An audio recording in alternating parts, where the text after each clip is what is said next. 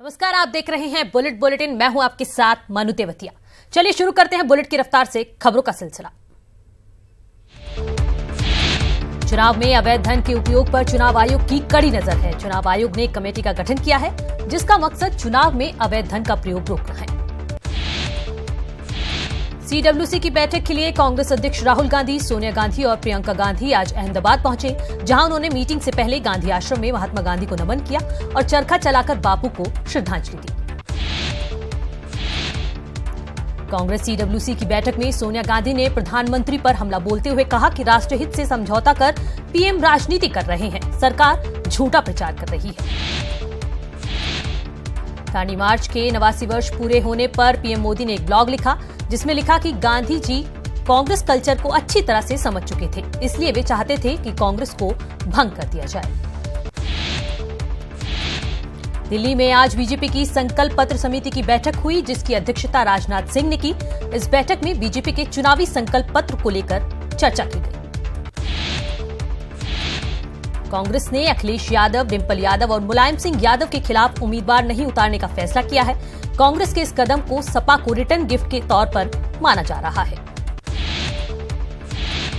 Fatehpur Sikri Lok Sabha seat की प्रत्याशी सीमा उपाध्याय ने चुनाव लड़ने से इनकार कर दिया है। सीमा उपाध्याय बसपा सरकार में रहे कद्दावर मंत्री रामवीर उपाध्याय की पत्नी है।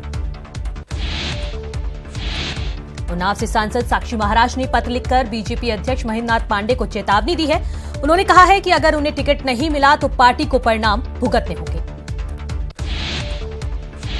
साक्षी महाराज ने पत्र में लिखा है कि मैंने पार्टी को उन्नाव में खड़ा किया है और मेहनत और पैसा लगाकर क्षेत्र में मेहनत की है, इसलिए टिकट मुझे ही मिलना चाहिए। लोकसभा चुनाव का बिगुल बजते ही खानपुर विधायक कुंवर प्रणव सिंह चैंपियन की पत्नी रामी देवयानी ने भी हरिद्वार लोकसभा सीट से बीजेपी से टिकट की दावेदारी की है। विधायक चैंपियन ने कहा है कि राज्य बनने से पहले और बाद में आज तक हरिद्वार जिले में लोकसभा चुनाव में स्थानीय प्रत्याशी नहीं मिला है, इसलिए आज हरिद्वार की जनता दुखी है। लोकसभा चुनावों की 5 में से 4 सीटों पर नो वैकेंसी का बोर्ड लगने के बाद भी दावेदारी जारी है। कालाडूंगी से विधायक बंशीधर भगत ने नैनीताल सीट पर फिर दावा ठोका है। नैनीताल पहुंचे विधायक ने कहा कि वो कई सालों से विधायक हैं और अब लोकसभा चुनाव लड़ना चाहते हैं। केंद्रीय वित्त राज्य मंत्री शिव प्रताप शुक्ल ने बीजेपी सरकार की जीत का दावा किया है। उनका कहना है कि पीएम मोदी ने सभी वर्गों के लिए काम किया है और एक बार फिर मोदी के नेतृत्व में बीजेपी की ही सरकार बनेगी। देहरादून में लोकसभा चुनावों को लेकर बीजेपी प्रदेश कार्यालय में चुनाव प्रबंधन समिति की बैठक हुई। बैठक में लोकसभा चुनावों की रणनीति पर चर्चा हुई। बैठक से पहले गहलोत ने कहा कि जीतने वाले प्रत्याशियों को ही टिकट मिलेगा। 11 अप्रैल को होने वाले लोकसभा चुनावों के लिए नैनीताल जिला निर्वाचन कार्यालय भी एक्टिव मोड में आ गया है। कार्यालय में चुनाव के लिए वोटर लिस्ट को दुरुस्त किया जा रहा है तो जोनल और सेक्टर मजिस्ट्रेट की रिपोर्ट पर भी मतदान स्थलों पर कार्य किया जा रहा है। सीतापुर कलेक्ट्रेट सभागार में लोकसभा चुनाव को लेकर एक बैठक की गई जिसकी अध्यक्षता जिलाधिकारी अखिलेश तिवारी ने की। डीएम ने बताया कि सभी जगह पर ईवीएम, वीवीपैट उपलब्ध कराने को लेकर तैयारियां कर ली गई हैं। रिटायर्ड आईएएस नेतराम के घर इनकम टैक्स की छापेमारी की गई। ये छापेमारी लखनऊ, कोलकाता, दिल्ली समेत 12 ठिकानों पर की गई। कानपुर में जहरीली शराब से अब तक 7 लोगों की मौत हो चुकी है जबकि कई लोगों की हालत गंभीर है। फिलहाल इस मामले में अभी तक किसी की भी गिरफ्तारी नहीं की गई है। यूपी के मंत्री जय कुमार सिंह जैकी का कहना है कि अवैध शराब का कारोबार रोकने के लिए सरकार हर स्तर पर काम कर रही है। सीएम ने खुद इसे गंभीरता से लिया है और हर जिले में अधिकारियों को शराब माफिया पर शिकंजा कसने का निर्देश दिया है। बुलंदशहर में पुलिस और बदमाशों के बीच मुठभेड़ हो गई। इस मुठभेड़ में 25,000 का इनामी बदमाश पुलिस की गिरफ्त में आया है। वहीं बदमाश का एक साथी फरार हो गया। इटावा में पुलिस और बदमाशों के बीच मुठभेड़ हो गई। पुलिस की गिरफ्त में 2 बदमाश आए हैं। दोनों बदमाशों पर 25,000 का इनाम था। गाजियाबाद में पुलिस और बदमाशों के बीच मुठभेड़ हुई। मुठभेड़ में शातिर बदमाश परवेश पुलिस के हत्थे चढ़ा। बताया जा रहा है कि पकड़े गए बदमाश के ऊपर 35 से भी ज्यादा मुकदमे दर्ज हैं। मुजफ्फरनगर में एक व्यापारी की अज्ञात बदमाशों ने गोलियों से भूनकर हत्या कर दी और मौके से फरार हो गए। पुलिस ने शव को कब्जे में लेकर पोस्टमार्टम के लिए भेज दिया है और परिजनों की तहरीर पर अज्ञात हमलावरों के खिलाफ केस दर्ज कर लिया गया है। ललितपुर में मेहरौनी पुलिस और स्वाट टीम ने संयुक्त रूप से कार्रवाई करते हुए अवैध असला समेत एक युवक को गिरफ्तार किया है। पकड़े गए युवक के पास से 2 देसी तमंचे, एक पिस्टल और 6 जिंदा कारतूस बरामद किए गए हैं। आगरा में एक अधेड़ की गला काटकर हत्या कर दी गई, जिसके बाद गुस्साए परिजनों ने शराब के ठेके पर जमकर हंगामा किया और तोड़फोड़ की। प्रतापगढ़ में बेखौफ बदमाशों ने घर जाते समय युवक को गोली मार दी और फरार हो गए। युवक को गंभीर हालत में अस्पताल में भर्ती कराया गया है। उन्नाव के अचलगंज थाना क्षेत्र के पाड़नखेड़ा गांव में नाली खुदाई विवाद में जमकर लाठी डंडे चले। इस दौरान एक ही परिवार के 7 लोग घायल हो गए। पीड़ित परिवार ने थाने पहुंचकर मामले की शिकायत दर्ज कराई है। जौनपुर के बक्शा थाना के बेलापार गांव में जमीनी रंजिश में एक फौजी परिवार पर दबंगों ने लाठी डंडों से हमला कर दिया। पीड़ित फौजी परिवार ने एसपी से मिलकर न्याय की गुहार लगाई है।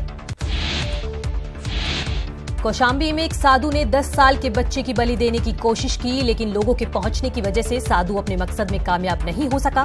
पुलिस ने गांव के 5 नामजद समेत कई अज्ञात लोगों के खिलाफ हत्या का मामला दर्ज किया है।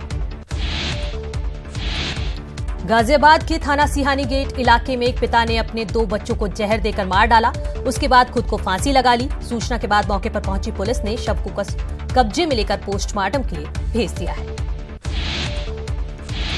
चित्रकूट के खोही गांव में तेज रफ्तार टैंकर ने स्कूल जा रहे एक छात्र को कुचल दिया, जिससे उसकी मौके पर ही मौत हो गई, जबकि दूसरा छात्र बाल बाल बचा। मौके पर मौजूद लोगों ने टैंकर चालक को पकड़कर पुलिस के हवाले कर दिया। बांदा में सड़क पर जा रहे 6 वर्षीय मासूम को एक तेज रफ्तार गाड़ी ने कुचल दिया, जिससे मासूम की मौके पर ही मौत हो गई। घटना से नाराज परिजनों ने रोड जाम कर दिया। सूचना पर पहुंची पुलिस ने कड़ी मशक्कत के बाद जाम खुलवाया। भदोही में एक 3 मंजिला मकान में अचानक भीषण आग लग गई। आग की लपटें इतनी तेज थीं कि मकान की छत पर लगे 2 मोबाइल टावरों को भी अपनी चपेट में ले लिया। दमकल विभाग की गाड़ियों ने कड़ी मशक्कत के बाद आग पर काबू पाया। आगरा में पुलिस चौकी में खड़े वाहनों में भीषण आग लगने से हड़कंप मच गया। आग में कई वाहन जलकर खाक हो गए। ये आग कूड़े में लगी थी। मथुरा में चोरों ने एक घर से 22,000 की नकदी के साथ ही लाखों रुपए के जेवरात पर हाथ साफ कर दिया। पीड़ित ने पुलिस में मामले की शिकायत की है। संभल में एक चोर ने दुकान से मोबाइल चोरी कर लिए। ये पूरी घटना वहां लगे सीसीटीवी कैमरे में कैद हो गई, जिसमें चोर साफ चोरी करता दिखाई दे रहा है। उधम सिंह नगर में कच्ची शराब का कारोबार करने वाले लोगों के खिलाफ जिला पुलिस गुंडा एक्ट के तहत कार्रवाई करेगी।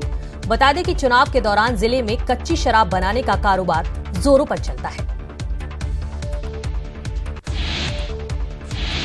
लखनऊ के इकाना स्टेडियम में सभी राष्ट्रीय और अंतर्राष्ट्रीय मैचों पर रोक लगा दी गई है।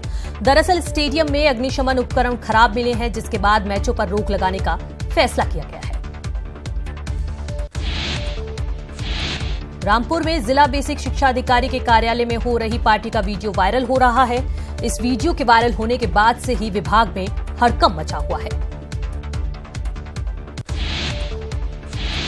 एटा जिले में बंदी जैविक खेती का हुनर सीखकर जैविक खेती कर रहे हैं। बंदियों ने जो आलू उगाए हैं उसको सीएम नाम दिया है, जो कि पूरे जनपद में किसानों के लिए चर्चा का विषय बना हुआ है।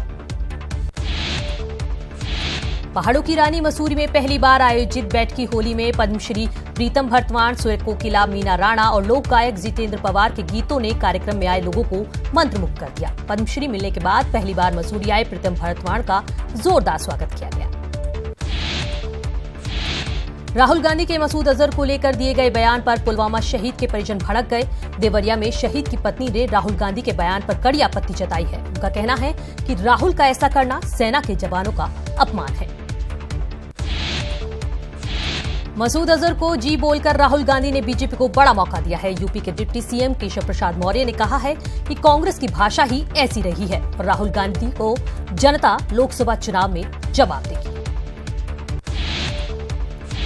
भारतीय विदेश सचिव विजय गोखले और अमेरिकी विदेश मंत्री माइक पोम्पियो के बीच हुई वार्ता में भारत और अमेरिका इस बात पर सहमत हुए हैं कि पाकिस्तानी आतंकवादी ढांचे को नेस्तनाबूद करने के लिए संगठित कार्रवाई करें और अपनी सरजमी पर सभी आतंकी संगठनों को पनाहगाह मुहैया कराना बंद करें।